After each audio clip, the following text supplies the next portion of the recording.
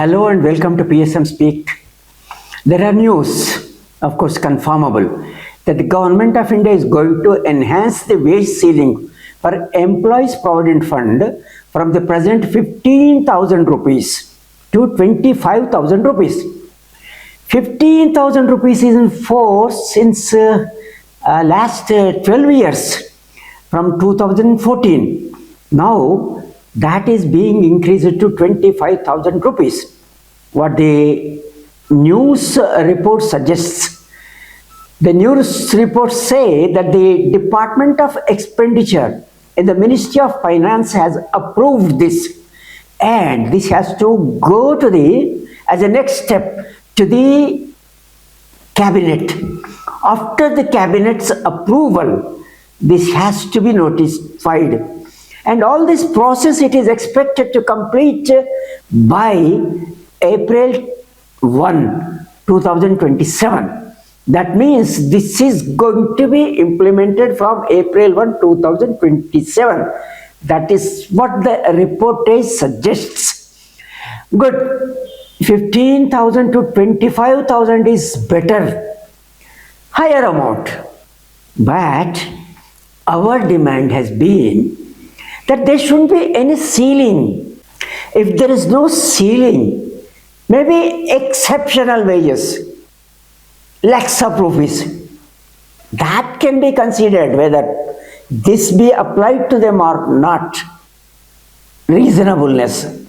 But in general, all the employees, all the cadres in the private sector, I mean all those under the EPF coverage, private or public sector, who do not have pension facilities. So all of them, universally, it shouldn't be 25,000 rupees, it should be their actual wages, their total salary, whereby they will get some decent amount when they retire. Also they will get good pension, half their last drawn salary as others are getting. And this at what cost? The employees are subscribing, the employers are subscribing, and some amount the government also, as part of its responsibility for social security, old age security, is subscribing. So that's not a heavy burden on the government nor on the Employees Provident Fund organization. It's only a facilitator. It takes money from the employees, from the employers, manages the account, also takes of course from the government, and maintains the fund and allows pension. In our earlier videos, we have clearly shown how it is possible without any burden to raise the pension considerably, equal to half the last drawn salary of the employees, the pay as you go and other kinds of things. I explained in those videos in detail, so I am not repeating them again.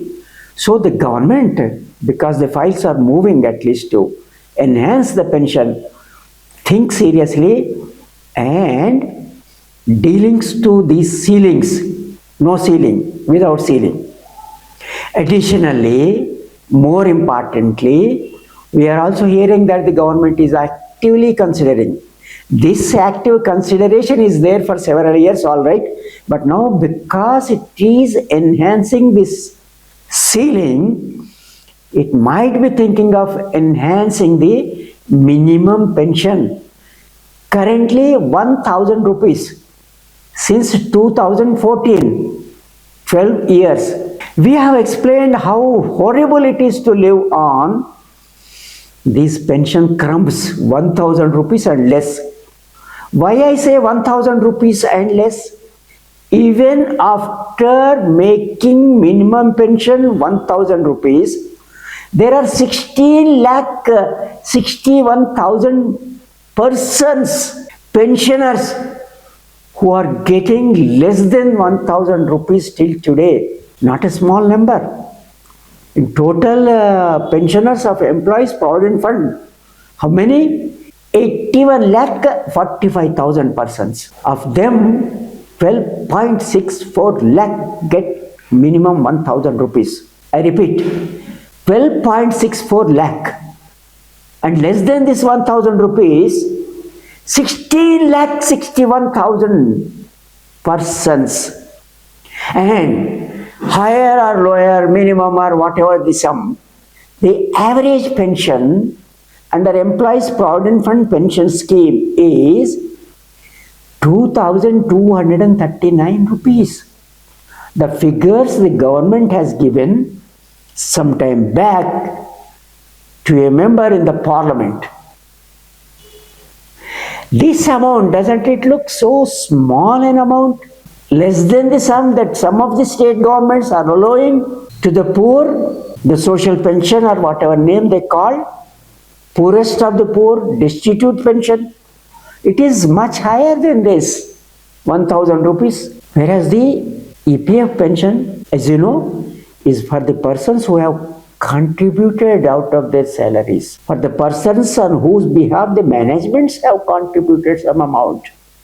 To the persons the government of India has contributed money. And the persons who worked all their productive life in factories, establishments, contributing to the creation of the national wealth. After their retirement, they getting 1000 rupees, less than 1000 rupees.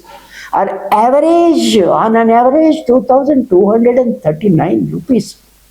Is it not unfair in a welfare state? So please enhance. We have given the reasons, given the capacity we have shown of the Employees Provident Fund organization under pay as you go method and the funds that are available with the Employees Provident Fund organization, that it is possible absolutely without any burden on the government additionally.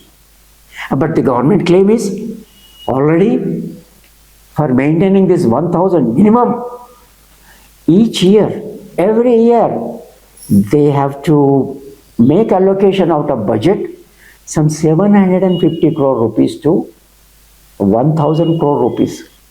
Is it a huge sum? Pension to 81,45,000 persons, the pensioners of Employees Provident Fund. Is it not the government's social responsibility to take care of the persons during their old age? As you know, the number of people, the senior citizens, their share in the total population has been increasing, whereby the need for the support also should go up.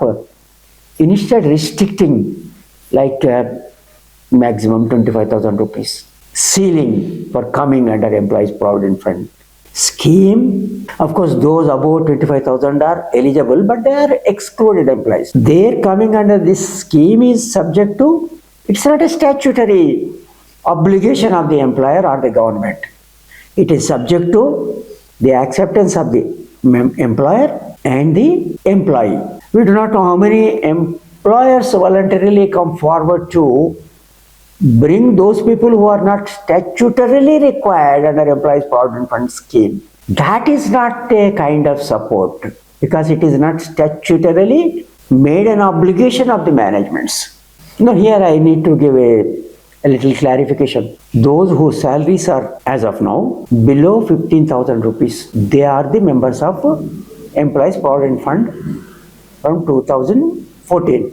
Of course, after becoming members, if their salary enhances, they continue to be the members. But supposing somebody is recruited in a wage above that ceiling, above 15,000 rupees, and now if this is enhanced from the date it is enhanced, if somebody recruited at the wage level above 25,000 rupees, it's not the obligation of the managements to cover them under Employees Provident Fund. So these nuances and technicalities and depriving people the coverage, social security coverage during their old age, retirement life, good if that ceiling is removed. And also I request enhance the minimum pension, not that 3,000 or something, some token enhancement. No, please enhance to provide a decent money for a decent living of the retired persons. They've been demanding at least 7,500 rupees. We through this channel demanded at least minimum 10,000 rupees.